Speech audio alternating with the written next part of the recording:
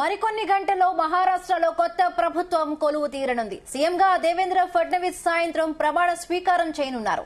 ఫలితాలు వెలువడిన 2 వారాల తర్వాత ప్రభుత్వం ఏర్పడబోతోంది. సీఎంగా దేవేంద్ర ఫడ్నవీస్ తో పాటు ఏక్నాథ్ షిండే, అజిత్ పవార్ కూడా ప్రమాణం చేస్తారు. ముంబైలోని ఆజాద్ మైదాన్లో జరిగే ప్రమాణ స్వీకారోత్సవంలో పలువురు ఎన్డీఏ ముఖ్యమంత్రులు, నేతలు పాల్గొంటారని సమాచారం.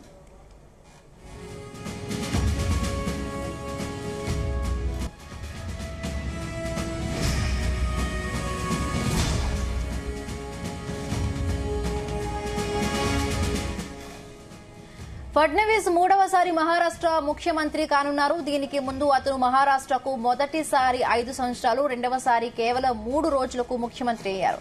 ఈ నేపథ్యంలో సాయంత్రం 5:30 సీఎంగా ఫడ్నవీస్, 2 డిప్యూటీ సీఎంలు గవర్నర్ సిపి రాధాకృష్ణన్ ఆధ్వర్యంలో ప్రమాణ స్వీకారం చేయనున్నారు.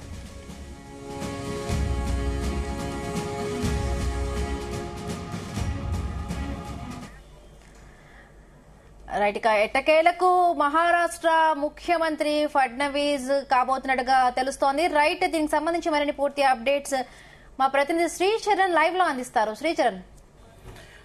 హిమబిందు, ఈ రోజు సాయంత్రం 5:30 మహారాష్ట్రలో కొత్త ప్రభుత్వం కొలువు తీరనుంది. దేవేంద్ర ఫడ్నవీస్ మహారాష్ట్ర ముఖ్యమంత్రిగా కూడా ప్రమాణ స్వీకారోత్సవం చేయబోతున్నారు. ఆయనతో పాటు 2 డిప్యూటీ సీఎంలుగా కూడా ప్రమాణ స్వీకారోత్సవం చేయబోతున్నారు. దాంట్లో అజిత్ పవార్ అలాగే ఏక్నాథ్ షిండే ఇద్దరు కూడా డిప్యూటీ సీఎంలుగా ప్రమాణ స్వీకారోత్సవం చేయబోతున్నారు. అయితే 2 రోజుల కిందట కూడా ప్రత్యేకంగా ముంబై మహారాష్ట్ర ముఖ్యమంత్రిగా పరిశీలకులుగా 2 కేంద్ర మంత్రి నిర్మలా సీతారామన్ తో పాటు అలాగే విజయ్ రూపానిని కూడా నియమించిన విషయం తెలిసిందే. వారందరూ కూడా ఢిల్లీ నుండి ప్రత్యేకంగా ముంబై చేరుకుని ఇటు ఎన్సీపీ నేతలతోని అలాగే శివసేన షిండే నేతలతో చర్చించినాకే దేవేంద్ర ఫడ్నవీస్ పేరు ఖరారు చేసిన విషయం తెలిసిందే. అయితే ఇప్పుడు చర్చ అంతా కూడా ఏక్నాథ్ షిండే ఎలాంటి పదవి కోరుకుంటున్నారో ఎనియో బీజేపీ డిసైడ్ అయిపోయింది. ఎందుకంటే అవుట్ ఆఫ్ 288 అసెంబ్లీ కాన్స్టిట్యున్సీస్ లో బీజేపీకి 132 సీట్లు వచ్చాయి. అలాగే ఎన్సీపీ షిండేకి 57 సీట్లు వచ్చాయి. అలాగే అజిత్ పవార్ కి 41 సీట్లు వచ్చాయి. సో ఈ నేపథ్యంలో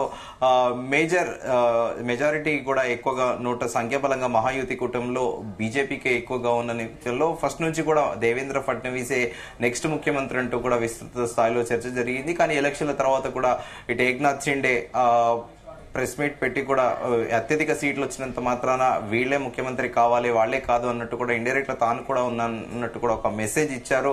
అయితే 2 రోజుల కిందట సమావేశం అనంతరం కూడా ఏక్నాథ్ షిండే ఆధ్వర్యంలో ముంబైలో ప్రెస్ మీట్ పెట్టి కూడా చాలా హాస్యభరితంగా కూడా జరిగిన విషయం తెలిసిందే. అయితే ఎవరెవరు ప్రమాణ స్వీకారోత్సవం చేయబోతున్నారు అన్నట్టు విలేకరులు అడిగిన ప్రశ్నకి కూడా ఏక్నాథ్ షిండే ఇస్తూ ఇంకా టైం ఉంది, అందరికి చెప్తామంటే అజిత్ పవార్ ఎవరు తీసుకున్నా నేనైతే ఖచ్చితంగా తీసుకుంటాను ప్రమాణ స్వీకారోత్సవం అంటే కూడా దానికి హాస్యాస్పదంగా కూడా ఏక్నాథ్ షిండే దాదా సీనియర్ అన్న, చాలా సీనియర్, ఆయనకి పొద్దున రాత్రి ఏం తీసుకోవాలో బాగా తెలుసు, ఆయన తీసుకుంటారు అనడం ఒక్కసారిగా కూడా ప్రెస్ మీట్ అందరూ కూడా చాలా అందరూ కూడా నవ్వుకున్నారు. ఒక్కసారి హాస్యాన్ని కూడా పూరించారు అక్కడ ఏక్నాథ్ షిండే. అయితే ఇప్పుడు ఎవరెవరికి ఏ పోర్ట్ఫోలియోస్ ఇస్తారనేది కూడా చర్చనీయాంశంగా మారింది. ఏక్నాథ్ షిండే హోమ్ మినిస్ట్రీకి పట్టుబడుతున్నట్లు కూడా ప్రస్తుతం అంత సమాచారము.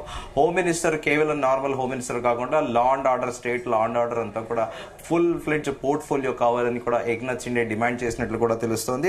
మరోవైపు ఎన్సీపీకి చెందిన అజిత్ పవార్ కూడా డిప్యూటీ చీఫ్ మినిస్టర్ అవ్వడం కూడా దాదాపు ఖరారైపోయింది. ఆయన ఫినాన్స్, ఆర్థిక శాఖ కూడా అడిగినట్లు కూడా తెలుస్తోంది. దానికి బీజేపీ పెద్దలు కూడా సుముఖంగా ఆర్థిక శాఖ కేటాయించేందుకు ఒప్పుకున్నారనేది కూడా తెలుస్తుంది. అయితే ఓవరాల్ గా ఇప్పుడు ఈ రోజు ప్రమాణ స్వీకారోత్సవం చేసేది అంటే అప్రాక్సిమేట్ గా ఎస్టిమేషన్ దీనికి అథెంటిసిటీ లేదు.